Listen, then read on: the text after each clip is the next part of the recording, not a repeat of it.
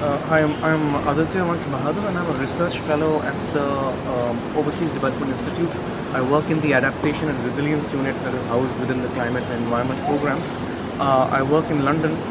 A lot of my research focuses on how we can make systems, be it communities, cities, provinces or countries, more resilient to the impacts of the changing climate and to other kinds of disasters.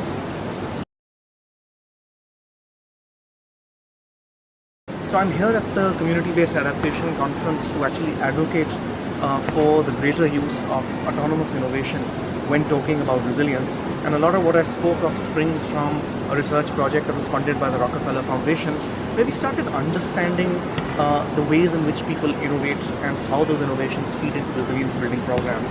And we found that broadly there are two visions of resilience, if I can generalize. One is a Western scientific-led model of resilience that is reliant on intense amounts of research and development and testing and trial extensively to ensure that you have a process or a technology that is perfect and can perform under a range of circumstances.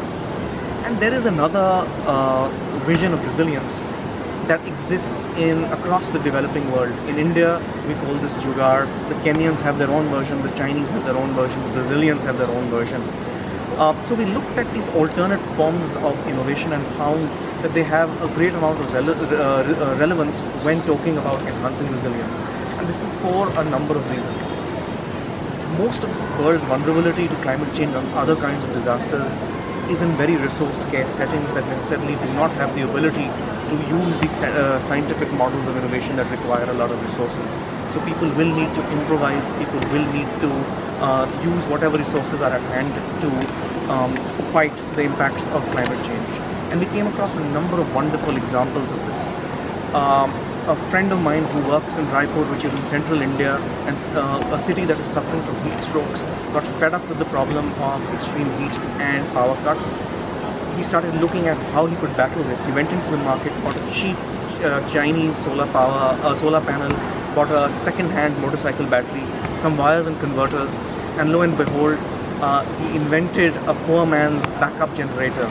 It costs only 20 to 25 pounds, and you can install it in your house and it gives you free electricity for life.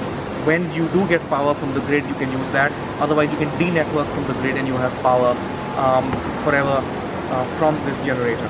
Another person invented a box made of clay, which essentially acts as a refrigerator that doesn't need electricity. It keeps your food and water at roughly 15 degrees cooler than room temperature. So these kind of innovations have a few common characteristics.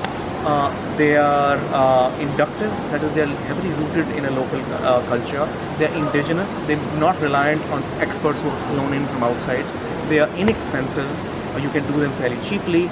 They've come about through a certain degree of iteration because they're cheap, you can test and trial again and to make sure that you have a product that's fit for purpose, if not perfect.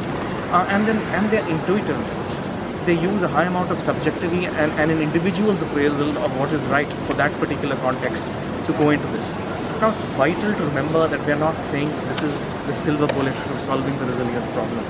All we're saying is this form of innovation needs to be considered seriously by organizations who are aiming to promote resilience as one tool in a suite of options that they will deploy to enhance resilience.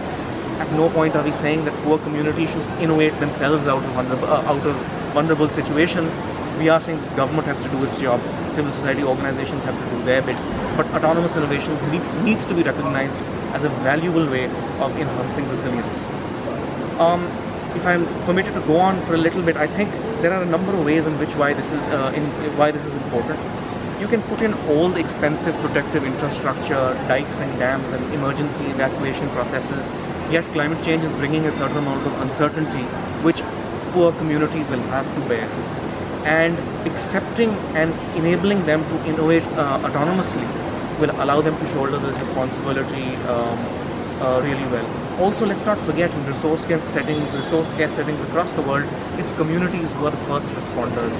Until help arrives, they will need to have the skills to come up with solutions to exigent problems so that they can bounce back and adapt to these shocks and stresses that they might be inflicted with. So speaking primarily to organizations involved in resilience, we looked at the different ways in which they could adopt, upscale, and ensure that autonomous innovation gets the place it does. And there are a number of ways of doing this. If you're running a big resilience program and doing a number of activities, make sure that one of the activities is uncovering innovations that people may already be using as a way of dealing with the shocks and stresses that they're facing. Make sure that your solutions that are coming maybe from an external scientific model don't sort of bleed out the ones that are already there. Second, you can actively incentivize autonomous innovation by providing grant financing to autonomous innovators, or you could invest in autonomous innovation enterprises to encourage people to tinker around with this. And we've seen a number of good examples of this. The Honeybee Network, which is a program run by the Department of Science and Technology in India, actively encourages autonomous innovators, not only by building a library of autonomous innovation which allows these innovators to learn from each other, but by providing seed funding and enabling them to take their innovations to scale and to really make sure that they help deal with practical everyday problems. This will take a change of mindset. Do you think this sort of attitude can be applied to other spheres to do with climate change? Yes, I think any new concept requires a certain amount of advocacy to get people shifted from the status quo that they're very comfortable in. I like to think that here we're at a natural advantage. In the places where there is a high degree of vulnerability, people are already doing these kind of innovations. So it's not we don't have to aim for a paradigm shift in the way people think. We only have to recognize that this is already going on and the value that this has for enhancing resilience, and then to upscale this and to acknowledge this as an important tool in a toolbox to deal with the impacts of climate change.